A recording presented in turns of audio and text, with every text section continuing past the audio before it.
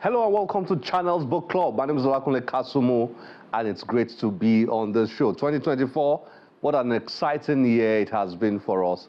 And as the year is zooming towards the end, well, it has been fun, and we're looking forward to the weeks and months ahead. We're looking forward to the next year. Well, if you've not been reading fiction books, you need to start paying attention to them, especially if it's not because of time, you just don't have an interest in reading fiction. I always advise people, if you read non-fiction, take out time to read fiction once in a while. If you read fiction, take out time to read non-fiction. See, doing things differently helps a lot. It activates the brain and unlocks certain parts of your mind that you've not really explored a lot. So it's good to, if you take a particular way to work, try somewhere else tomorrow. Don't be fixated on your ways. Well, some people like their ways and it has worked for them for years. But it's good to just get out of your usual self and do something different. It's just nice. So if you've been reading non-fiction, pick up a fiction novel once in a while and just read it. And fiction can be very instructive, fun, very powerful. We'll learn about illustrations and fiction. We'll learn the imagination is let loose in fictional stories. So they're very powerful. Well, I do read fiction once in a while, occasionally, and I enjoy the ones that I read. This one on your screen is one that I highly recommend. Exciting book, really exciting book. It tracks the stories of two young lads in West Africa and how life took them out of West Africa, and the story just tracks them from Washington to Maryland, Amsterdam, London, and it's just an exciting book. And you learn from here how these young lads battled with discovering themselves and how they teetered on the edges of criminality and how they had to make tough choices. And the story, the plot is just so intriguing, so engaging. It's a thick book, but it's worth reading, really worth reading. Well, I won't say so much about it. Let the author himself, Gbenga Sokefun, let him describe this book himself. He's a very fascinating writer, and I'm looking forward already to his next book, which he has promised to put out there at some point in time. Let's get to meet with him and then listen to how he describes this book that has become one of my favorites, Adigun. Enjoy this.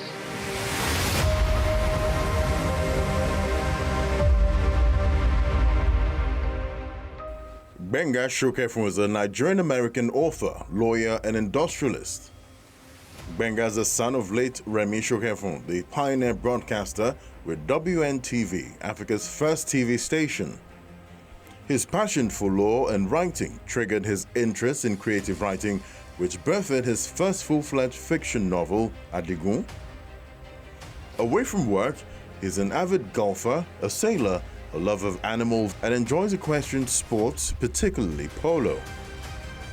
Sokefun joins Channels Book Club to discuss his book, Adigun.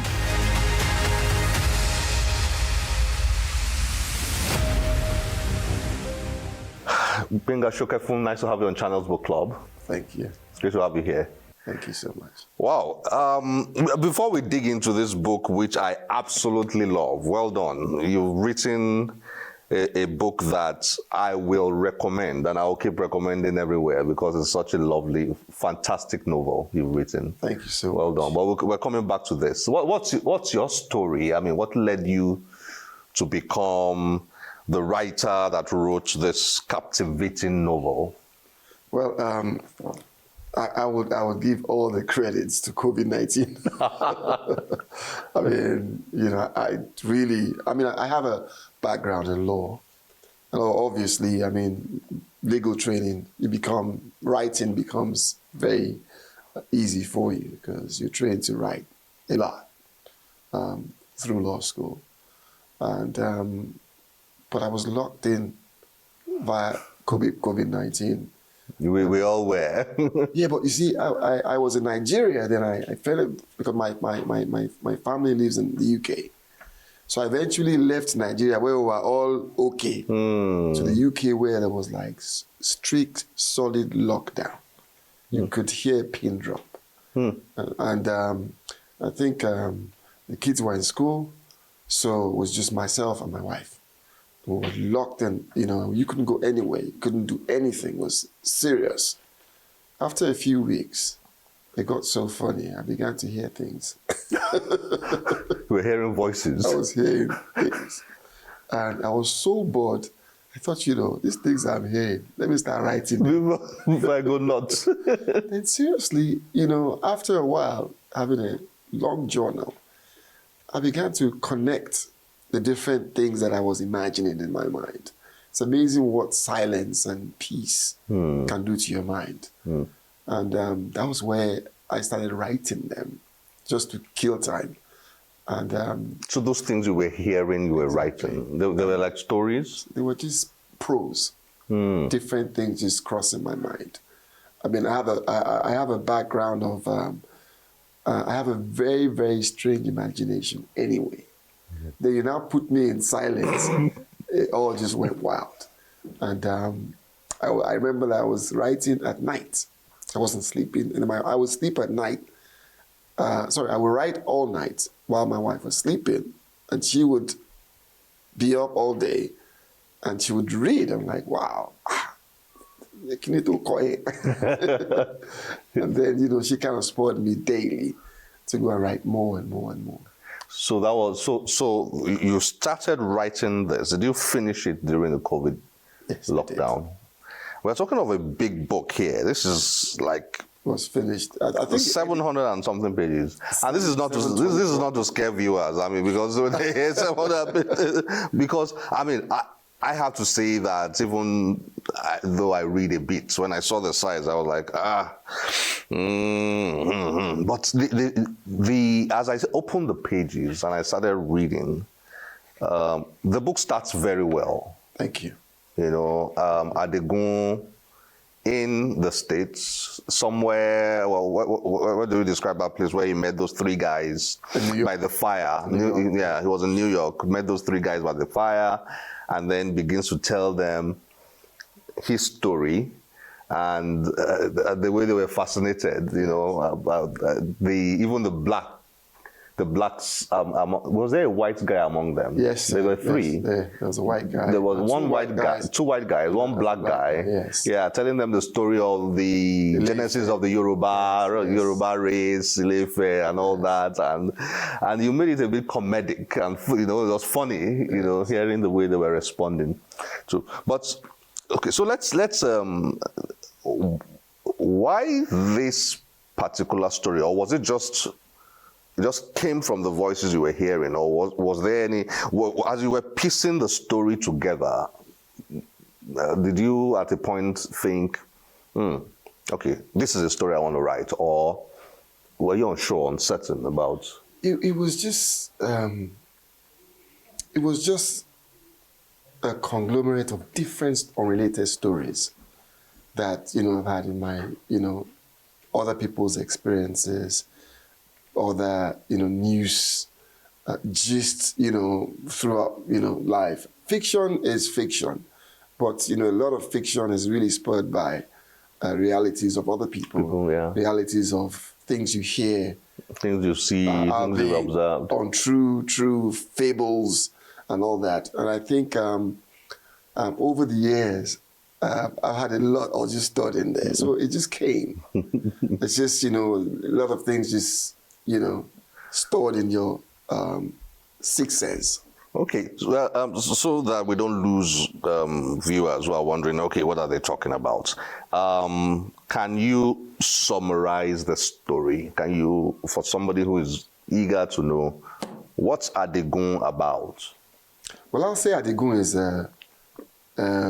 it's an epic story that traces the life, the coming of age of two boys. Adigun attempts to at least show the world how the village the African village is. The last time we really got that hit us was by Chinua Achebe, yeah. Wole Soyinka. And I thought, it's time we remind the world about, the African village that is still there and it still exists. And it traces their lives where they kind of go apart, and it traces their lives, their family, their fathers. I think the first part of the book, describes, builds the characters, sets the stage via their childhood and how they were molded to prepare them for the future. Adigun had to go through some challenging situations as a child, and those challenges really built him up and gave him the power to survive, having stowed away.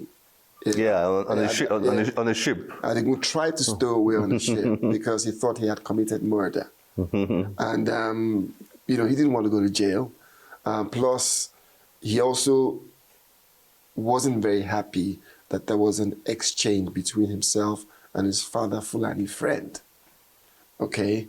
I mean, you're there where you wake up one day and your father made the housemaid pregnant. And what's her name again? Hadiza. Yes. Hadiza. Housemaid gets pregnant for the dad. And Adiza's father comes and says, okay, well, because Adigun is a very special child. Was born in a Yoruba family. His mom is Igbo. Grew up in the Fulani enclave. Spoke pure Fufude from childhood. He grew up in the Fulani enclave because Hadiza is carer. As a child, lived with them. His father made Adiza pregnant. And the father, Adiga's father came and said, well, you can have my daughter. The way you said it, he came to fight, so he didn't come to discuss. He was very distraught because that was his only child. And the Fulani came with war, And it was an opportunity for me to actually also bring that Fulani culture into the book. And, all the way from the beginning of the book to the end is kind of, bringing out the different cultures, and seeing how they can twine and interrelate in a very, very, very unique Nigeria that we have. You should also mention that, because somebody might think, it was just village. You started from... Aside from New York. You started from New York. Yes. You went back to the beginning. Aside from the future, I went back to the beginning. To trace Adigun's village life. Jobore was the name of the village, But the story then takes us from New York, the village, to many other great cities. Absolutely. In the world. Chicago. That's why I think this should become a movie, actually. Very different, intertwined stories, just suspenses and, just...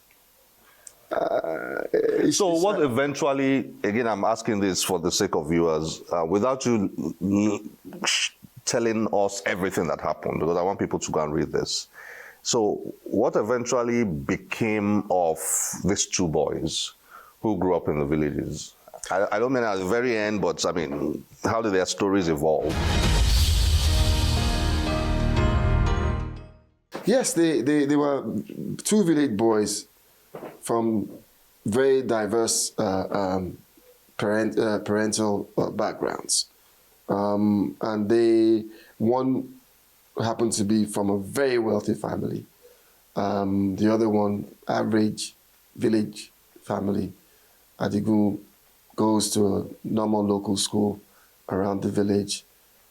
Chike, on the other hand, father became a billionaire, makes it to Harrow School for boys, very posh elite school, eventually became a professional in the probate department. Adigun, on the other hand, had murdered somebody supposedly. And I won't tell you what happened, but he thought he had killed somebody. Yeah. And he and his friends decided they were going to run away to America.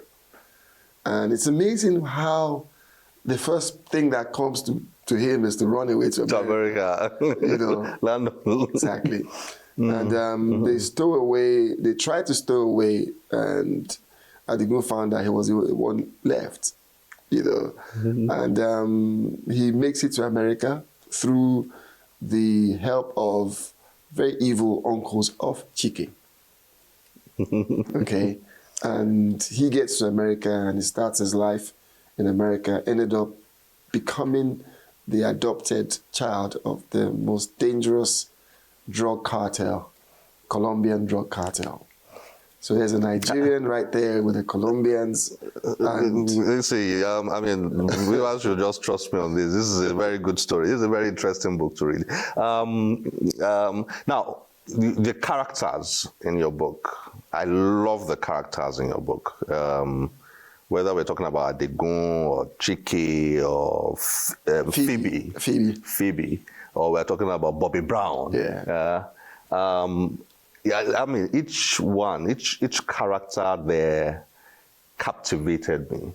So how did you build your characters? How did you determine your characters? I mean, of course, you had said earlier, writing fiction is about observations and all that, drawing from people's lives. But I'm keen to have a peep into your mind.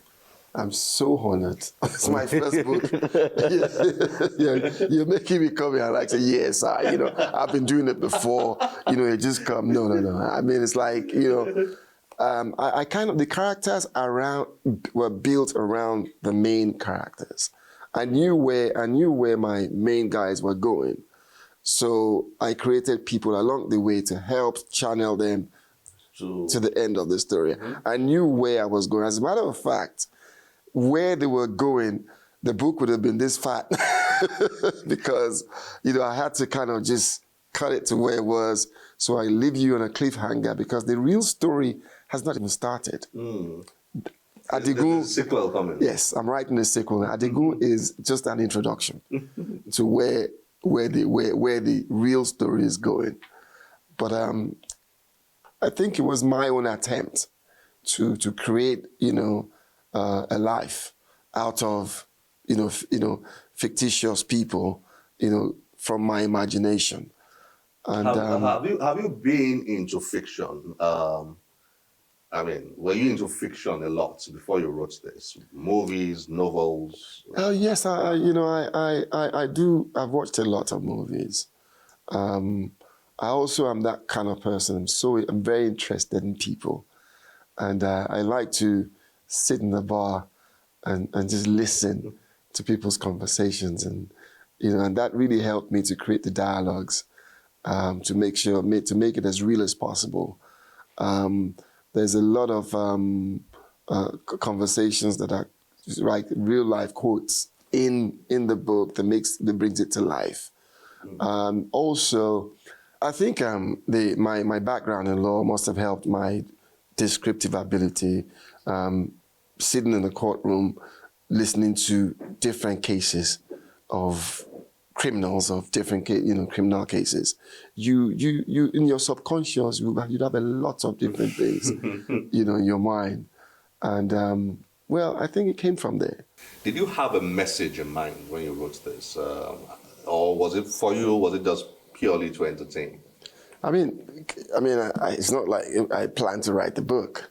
So everything that went into the book was just a conglomerate of what my state of mind at that point, what I was dealing with, what I was believing in. I mean, at that point, Nigeria was on that page of Yorubas want to leave, the Igbos want to leave, everybody wants to become a country. And personally, I'm a big proponent of one Nigeria.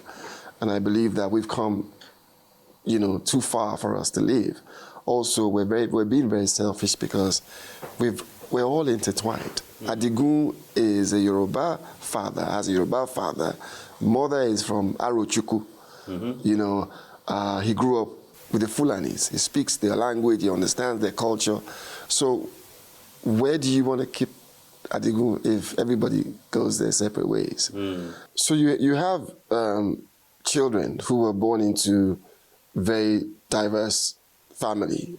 Mother is Yoruba, father is Igbo, where do you place these kids? And, United Nigeria, was what was in my mind at that point. The second thing on my mind was that whole trafficking. You're either trafficked or you want to be trafficked. I mean, we're in a Nigeria where everybody wants to be trafficked, everybody wants to leave. And at that point, that mindset of that Japa thing, just came into my whole psyche at that point. And you can find it in the book. Those two things really was on my mind, and it made its way into the story somehow. So you just follow the flow. Exactly. Interesting. Yeah. Well, lucky you, because the flow led you here. Thank you so much. Good one. Appreciate it. I mean, to close our conversation, how is the book being received? The reception has been phenomenal. Adigun is 5-star on Amazon.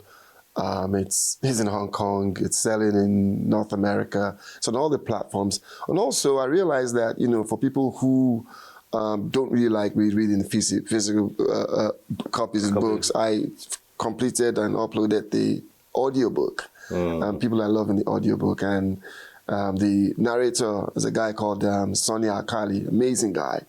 He's like one man, like 5 voices. And he was able to, put down the narration properly. And presently, it's done in French. And I should publish the French copy very soon. And then Spanish. So Adigun is global. And the reception has been very good. It's a big book.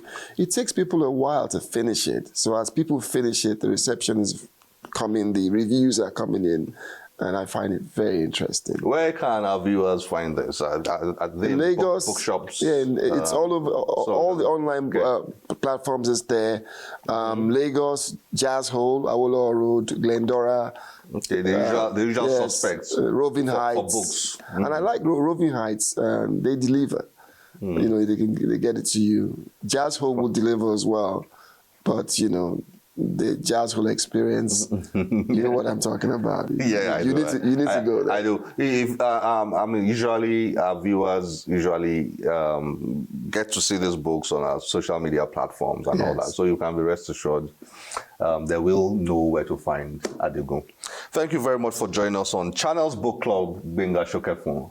It's been a pleasure speaking with you and getting introduced to your lovely novel, Adigun. Thank you so much. We're waiting for the sequel. Thank you. Oh, wow. Well done.